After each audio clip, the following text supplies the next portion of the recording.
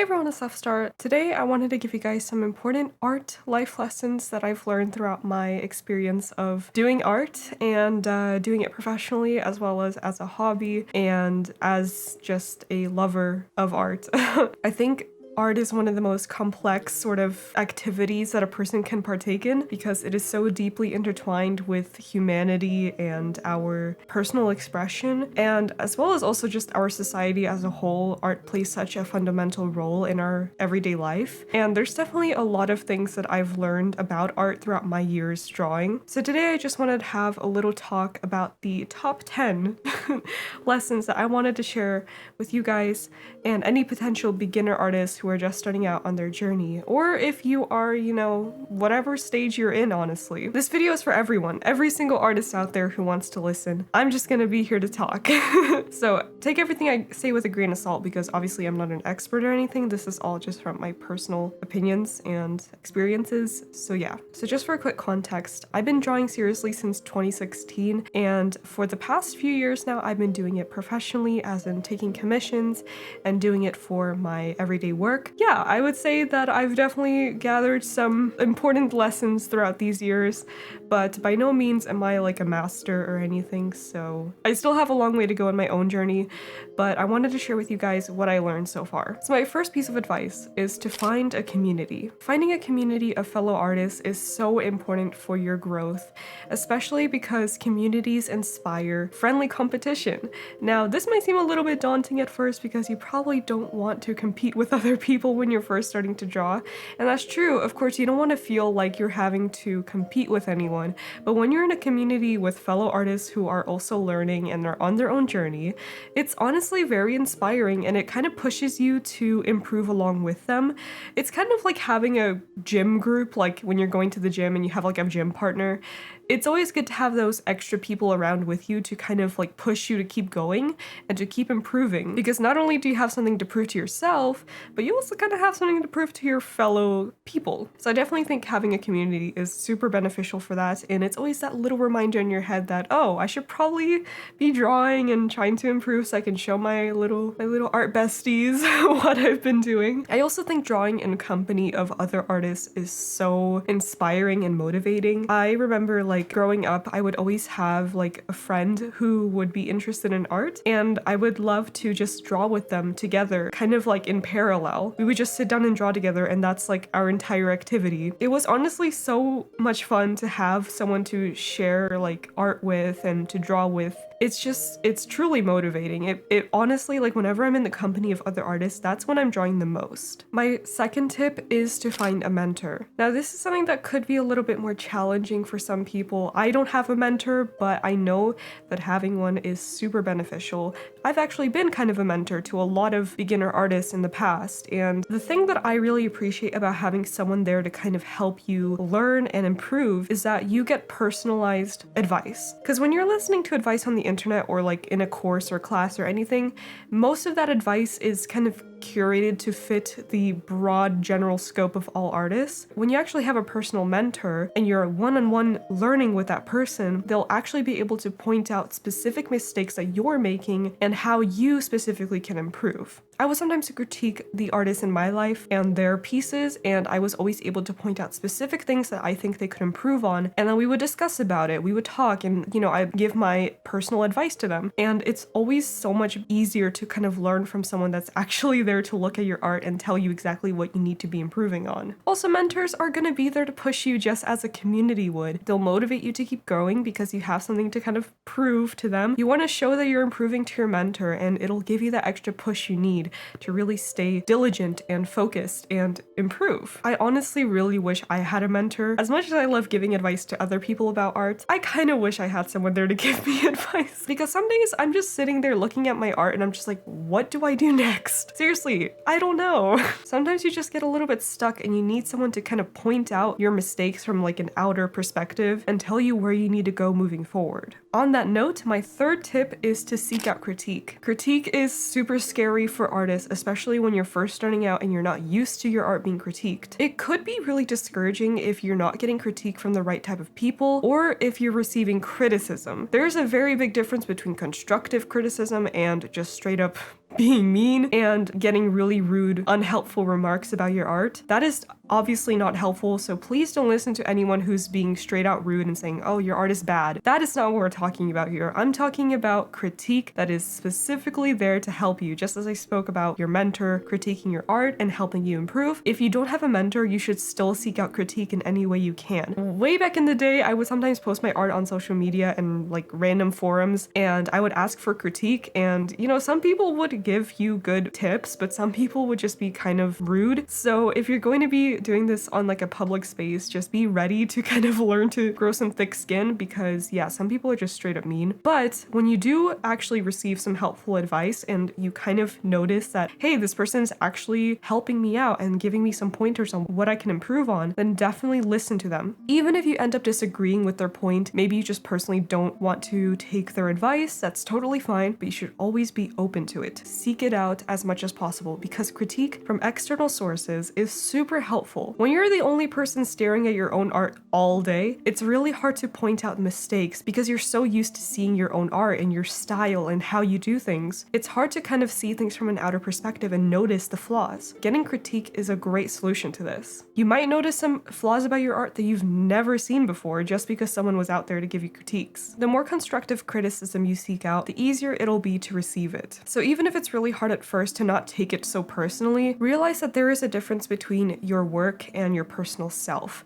When people are critiquing your art, they're not critiquing you. They're critiquing your work, which is a separate entity. Now, this is something really important to keep in mind, because part of taking constructive criticism as an artist of any type is to learn how to separate yourself from your work so you're not taking everything super personally. This is honestly a really hard thing to learn. Even for me, like, I'm honestly not the best at taking critiques myself, but it's something that I definitely want to improve on, and the only way to do so is to realize that separation, not take things personally, and to seek it out as much as possible so you kind of just get used to it over time. My fourth advice is to learn how to zoom out from your canvas. Now, this is important for both digital artists and traditional artists. This is something that I often see beginner artists struggle with, is to zoom out from their canvas while they're drawing. The reason this is important is when you're zoomed out and looking at your full canvas from a more faraway perspective, just stepping away physically from your screen or canvas and looking at your drawing in its full picture, it'll help you see it from a different perspective, which will often help you catch mistakes. Trust me, this really does work wonders, and it's something that I do every single time I'm drawing. I'm always zooming out, and I try actually to stay zoomed out as much as possible while I'm drawing. This is something that is gonna be a little bit of like a manual thing you're gonna have to learn how to do, but once you kind of get used to drawing from a bit farther away, it's really just so much easier to kind of lay down the necessary fundamental details of your piece. And then once your basic composition is put together and you're happy with how everything looks, like the proportions, the anatomy, the basic colors, the shading,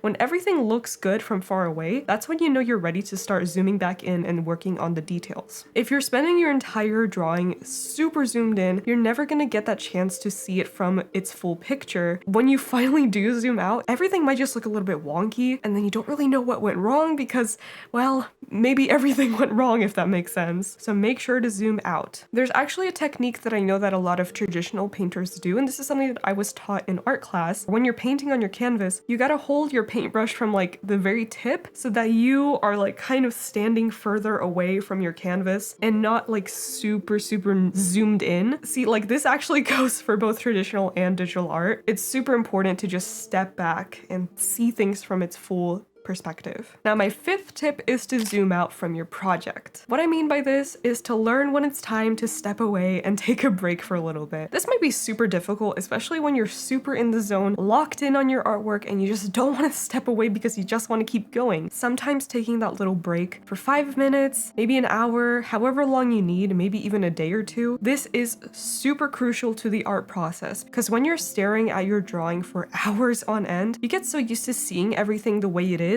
you might actually miss a lot of mistakes. This is something that I actually had to force myself to do every time I'm working on a commission, especially because I notice that sometimes when I'm working on a drawing for super long without any periods of rest, the next day when my drawing is finished, I notice that I completely forgot a super important part of the drawing. Like, this is a common thing that I always am doing. Whenever I'm drawing a character that has like ears and a tail, I always forget the freaking tail. This is something that always happens to me, I swear. And it's because I'm not stepping away. I'm just focusing way too much and then I miss something really, really crucial. So now that I'm doing commissions, I take this super seriously because you do not want to be turning in a commission piece that's missing something because that is just embarrassing. So what I like to do is before I submit my final commission piece, I just step away for a few hours. I do not touch the drawing. I just sit on it, look away, return after a few hours, and then I see, is it missing anything? And most likely it will be missing something, and then I'll be really thankful that I took a little break. So yes, not only zoom out from your canvas, but zoom out from the entire project. Stop looking at it for a little bit, come back to it with fresh eyes, and see if you can spot any new mistakes that you weren't paying attention to last time. Number 6 is to practice in fun ways. There's nothing more boring than doing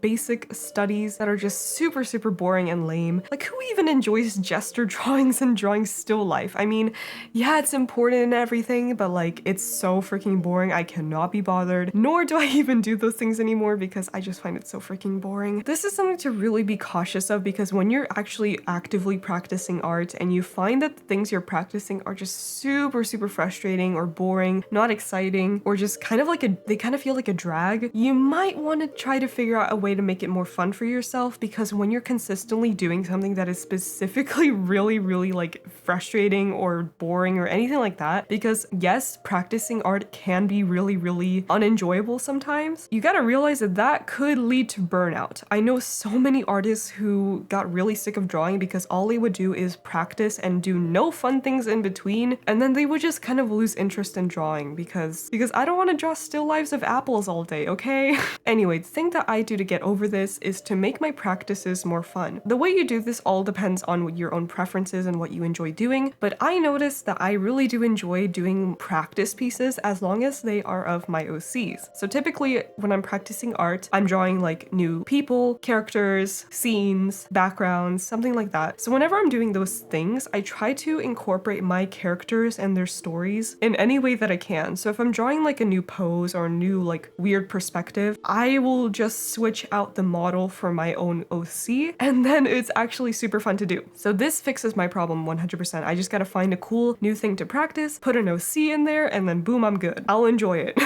Even when I'm doing landscape practices, which I've done pretty recently, of like some like sci-fi cyberpunk looking landscapes, I actually did it of different scenes in my character's world so that I actually had like a lore connection to the things I was drawing, and then it made it a lot more enjoyable for me, and I was like, oh yay, I'm drawing something related to my story, hooray. So that made it just so much more fun for me. So yeah, whenever I'm drawing things, I just make sure to do it in a way that's actually fun for myself. Now this could mean something different for you, but just try to figure out how you can incorporate your own interests and passions into your practices. This also could mean sometimes that you just don't practice as often and choose more to do things that are actually fun for you, which is also totally fine. I feel like there is no rush when it comes to art and improvement. Well, unless you have like a very specific deadline or you're going to school, but like that's another story. The thing I'm trying to say is that you shouldn't put pressure on yourself to improve as quickly as you possibly can, because that could lead to burnout. You don't want to do that. Honestly, what helps me when I'm trying to practice is to just not do it that often. Like, it's fine to just draw what you actually want to draw sometimes. A good balance of the two, just like personal, selfish drawings for yourself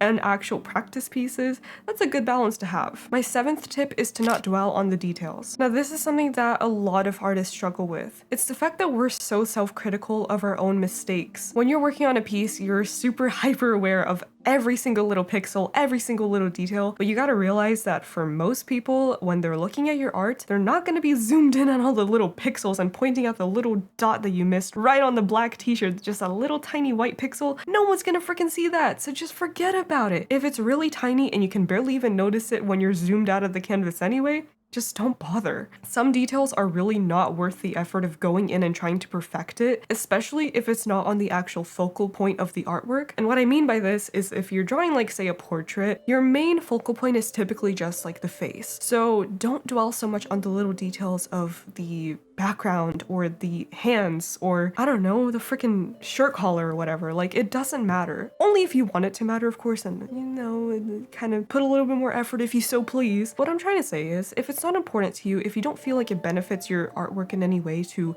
perfect every single little detail, then don't worry about it so much. No one's gonna notice those tiny little things anyway. As long as your overall piece looks good, then that is all that you really have to worry about, on most pieces at least. You know, if it's more of an important drawing like client work or whatever, whatever, then maybe perfect every little detail if you want to. But I think on most pieces, especially if you're just doing it for practice, then you really don't gotta worry about it. I often actually look at a lot of artworks, and sometimes I'm actually zoomed in because I'm really fascinated by the little details, which I know sounds a little bit hypocritical, but like sometimes I'll even notice, oh, they kind of missed a little pixel there. But then I just move on. It doesn't matter. That's what makes it real art, you know? All the little mistakes that you're making, all the little pixels you missed, all the tiny little details, they are just a part of the drawing, whether they are perfect or not, whether you missed it or you actually put in the work to perfect every single detail, it doesn't really matter. Like, it's still a beautiful piece of art. As long as it looks good from far away, that's all you should really be concerned about at the end of the day. Of course, just with a grain of salt, if you're working on something more important, I'm just saying this mostly goes for just practice pieces or personal pieces that you don't really care about that much. But again, I can see how perfecting details could matter in certain cases. My 8th tip is to learn when to quit. Yep, that's right. You gotta quit art. And I'm just kidding. So this is actually a concept that I kind of learned from a video that I watched a long time ago about this person sharing their journey of making art and kind of what they learned throughout their whole journey. And this tip really stuck with me because they were basically talking about how when you're working on a certain piece and you really want to just render it to perfection, make it the most complete masterpiece in your whole entire portfolio, that's great and all, but sometimes you gotta think to yourself, is this piece really worth it? Or could I be spending that extra 2 hours I spend refining every single bit of the drawing on a new drawing? And then with that time, I could actually draw a whole new thing and practice fundamentals all over again. The reason that it's important to know when to quit is that sometimes you gotta accept when your artwork is done. Sometimes it's really not worth going in there and just spending an extra 2 hours perfecting every little detail. This kind of goes hand in hand with what my last tip was. But another thing to consider is that extra time that you're saving by not over rendering your piece, basically, you're going to be able to use that time to create a new piece of art. Every single time you draw a new piece, that's an opportunity for you to practice fundamentals. Think of that. If you're practicing how to draw people, those 2 extra hours, let me give an example. Let's say on one day you spend 4. You spend 3 hours making art. Say you dedicate 1 hour to each piece. That means you can make 3 pieces, which means you can practice fundamentals 3 times. Rather than spending those whole 3 hours on one single piece and making it look really finished and complete, you could actually spend the time drawing more things and learning those fundamentals more times. It's just being a little bit more efficient with your time, especially when you're practicing and learning art. It's really important to understand that your main goals are typically not to render fully finished pieces. It's mostly just to practice fundamentals, and that's what you should be focusing on. Manage your time wisely because you do not want to be trapped in that cycle of just rendering and rendering and rendering and making it look perfect, because that is not your goal at this stage. My 9th tip is that you have to accept that improvement is not linear. This is such a hard lesson to learn as an artist, but once you come to accept that this is an unfortunate and hard truth for most artists out there, it'll be a lot less stressful for you. You gotta realize that when you start practicing and trying to improve in art, your improvement is not going to be a linear graph. Even if you put in the same amount of practice every single day, sometimes you just kind of reach a plateau, or sometimes you might even decline a little bit in your skills, which is actually very normal, and I've seen this happen to so many different artists. It's just kind of impossible for a normal person to retain every single piece of art knowledge and skill that they've learned throughout their years of drawing. And I know that if I go back into like my earlier work, sometimes I'll even notice like, oh, I completely forgot about that technique, or oh, I should probably be doing this still, but I completely forgot. It honestly happens to all of us because when you're learning art, there is so much stuff to learn. Sometimes you just forget. That's why kind of going back to fundamentals and practicing over and over again, even when you are like good or just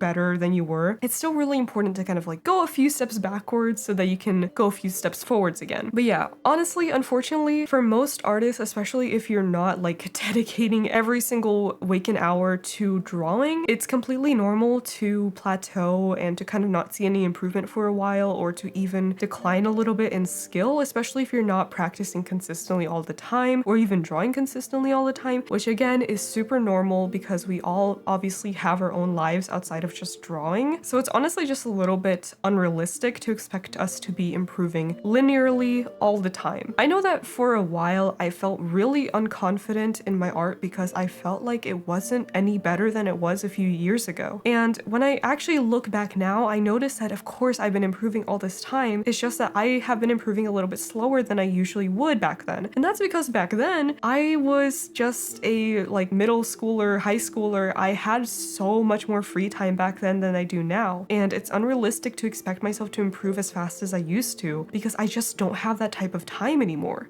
Luckily for me, I'm still managing to draw consistently on most days. So I've still been improving all this time, albeit rather slowly. You know, that's fine. Even if I'm improving slowly, or if you are improving slowly, that's still improvement at the end of the day. Art is a very, very long-term thing that you're gonna get better at as long as you put in that consistent effort. So don't worry about it if you're improving really slow. Just notice that, you know, in a few years' time, you'll be able to look back at the art you're making now and you'll be so proud of yourself for continuing. It's so hard to notice change when we're just kind of, you know, slugging by super slowly, drawing after drawing, day after day. We don't really notice the improvement until we look back years later and see, wow, I've actually grown so much. You gotta be prepared to do art for the long haul because this is a long game. On another note, it is also completely normal to decline in art skills. As I mentioned earlier, sometimes we just forget some of the fundamentals and techniques that we've learned over time, and all you gotta do is just, you know, freshen up a bit on your skills. It's completely fine to just relearn what you already knew back then. Sometimes if we're just not getting enough practice in, we'll start to naturally decline in our skills, but that shouldn't concern you because as long as you notice that and you put in the practice again, you'll eventually improve again and even get better than you were previously. Are you ready for my 10th tip? This one is probably the most important. Number 10 is that practice is key. Yes, my thumbnail was kind of a lie, but hear me out. There's a little bit more to it than that. So yes, the cliche advice of practice, practice, practice is actually true for all artists. Now, most of you probably already know this and fully accept it, even though it's kind of the most unhelpful advice ever. But I also want you to realize something. No one is born a talented artist. To me, there is no such thing as a naturally born talented artist. Of course, with slight exceptions because that is not something you should be comparing yourself to anyways, but moving on. Everyone, when they're first starting out in art, they start at ground zero, just like you. You should have seen my art back then when I first started in 2016.